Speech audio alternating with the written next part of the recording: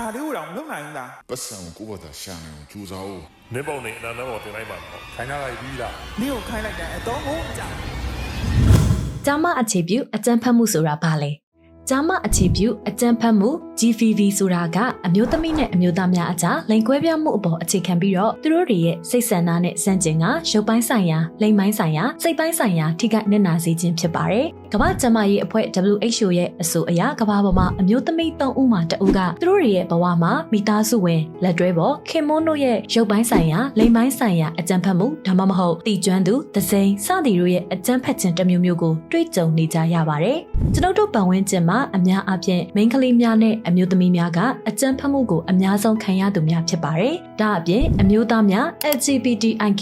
လူများကလေးများနဲ့မတန်ဆွမ်းသူများကလည်းသားကောင်များဖြစ်နိုင်ပါတယ်။အထူးသဖြင့်မူရစ်ဆေးဝါးသုံးစွဲတဲ့အမျိုးသမီးတွေဟာအကြောင်းအမျိုးမျိုးနဲ့ယဉ်နီကျွမ်းဝင်သူတွေရဲ့အကြံဖတ်ခြင်းကိုအခြားအမျိုးသမီးတွေထပ်ပိုပြီးတွေ့ကြုံခံစားနေကြရပါတယ်။ဂျာမအခြေပြုအကြံဖတ်ကျူးလွန်မှုတွေကအိမ်အလုံနေရာနဲ့ကြောင်းစတဲ့နေရာမျိုးစုံမှာဖြစ်ပွားနိုင်ပြီးအကြမ်းဖက်တဲ့ပုံစံများကလည်းများစွာကွဲပြားနိုင်ပါတယ်။ဂျာမအခြေပြုအကြမ်းဖက်မှုပုံစံတွေကတော့စိတ်ပိုင်းဆိုင်ရာအကြမ်းဖက်မှုစိတ်ပိုင်းဆိုင်ရာအကြမ်းဖက်မှုဆိုတာကတစုံတစ်ယောက်မှမိမိတို့အားခွဲခြားဆက်ဆံခြင်းစိတ်ပိုင်းဆိုင်ရာလွှမ်းမိုးချုပ်ကိုင်မှုများနဲ့လူမှုရေးဖောက်ပြန်မှုများပါဝင်ပါတယ်။ရုပ်ပိုင်းဆိုင်ရာအကြမ်းဖက်မှုရုပ်ပိုင်းဆိုင်ရာအကြမ်းဖက်မှုမှာရိုက်နှက်ခြင်းချုပ်နှောင်ခြင်းနဲ့အန္တရာယ်ဖြစ်စေနိုင်တဲ့အင်အားသုံးထိခိုက်စေခြင်းတို့ပါဝင်ပါတယ်။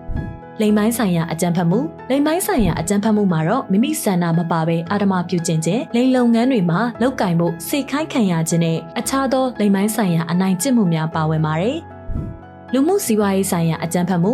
လူမှုစီးပွားရေးဆိုင်ရာအကြမ်းဖက်မှုမှာဆိုရင်ငွေကြေးသုံးစွဲမှုအားတင်းကျပ်စွာထိန်းချုပ်ခြင်းဝင်ငွေရရှိရန်အလုပ်လုပ်ခွင့်မပေးခြင်းနဲ့စေကုသခွင့်လုံလောက်စွာမရရှိခြင်းတို့ပါဝင်ပါတယ်။အန္တရာယ်ရှိသောရှင်ကျေးမှုဓလေ့ထုံးစံများအရာအကြမ်းဖက်မှုအရွယ်မရောက်သေးသူအားအတင်းအာရမလက်ထပ်ထိမ်းများစေခြင်းအမျိုးသမီးလိင်အင်္ဂါကိုဖျက်တောက်ခြင်းစသည်တို့ကအန္တရာယ်ရှိစေတဲ့ရှင်ကျေးမှုဓလေ့ထုံးစံများအရာအကြမ်းဖက်ခြင်းတွင်ပါဝင်ပါတယ်။နည်းပညာပိုင်းဆိုင်ရာအသုံးပြုပြီးအကြမ်းဖက်မှုနည်းပညာပိုင်းဆိုင်ရာအသုံးပြုပြီးအကြမ်းဖက်မှုဆိုတာကလူမှုမီဒီယာများမှတဆင့်ချိန်ချောက်အကြက်ကင်ပြီးငွေညစ်ခြင်းညဉ့်ညမ်းပုံများပြခြင်းအဆက်ခွဲခြင်းတို့ပါဝင်ပါတယ်။ဂျာမအခြေပြုအကြမ်းဖက်မှုအမျိုးအစားအလုံးကတစုံတဦးရဲ့လူအခွင့်အရေးကိုချိုးဖောက်တဲ့ပြစ်မှုသားမကကျွန်ုပ်တို့ရဲ့လူမှုအတိုင်းဝိုင်းတစ်ခုလုံးကိုထိခိုက်ပျက်စီးစေသောအကြောင်းအရာလည်းဖြစ်ပါတယ်။ဒါကြောင့်ကျွန်ုပ်တို့အားလုံးကထိရောက်စွာကာကွယ်တားဆီးဖို့လိုအပ်ပါတယ်။သင်ဟာအကြမ်းဖက်မှုကိုကိုယ်တိုင်ကြုံတွေ့နေရသူတဦးဆိုရင်ထိတ်လန့်ကြောက်ရွံ့ခြင်းရှက်ရွံ့ခြင်းဝမ်းနည်းပူဆွေးခြင်းတွေဟာတဘာဝကျတဲ့ခံစားချက်တွေပါဒါပေမဲ့ဒီလိုဖြစ်ရတာဟာသင်ရဲ့အပြစ်လုံးဝမဟုတ်ပါဘူးဒါကြောင့်အကြမ်းဖက်မှုတစ်မျိုးမျိုးကိုကျူးလွန်ခံနေရပါကနှုတ်ဆက်မနေပဲသင်ယုံကြည်စိတ်ချရတဲ့သူထံမှာဖွင့်ဟပြောကြားအကူအညီတောင်းမှာသင်တယောက်တည်းရင်ဆိုင်ဖြေရှင်းစရာမလိုပါဘူးဒီလိုမျိုးထုတ်ဖော်ပြောကြားခြင်းအပြင်မိမိတို့အတွက်အန္တရာယ်ရှိတဲ့အပြုအမူကိုရှော့ချနိုင်အောင်သာမကအခြားသူများအတွက်ပါပုံမလုံခြုံတဲ့လူမှုအတိုင်းအဝိုင်းတစ်ခုကိုအတူတကွတည်ဆောက်နိုင်မှာပဲဖြစ်ပါတယ်။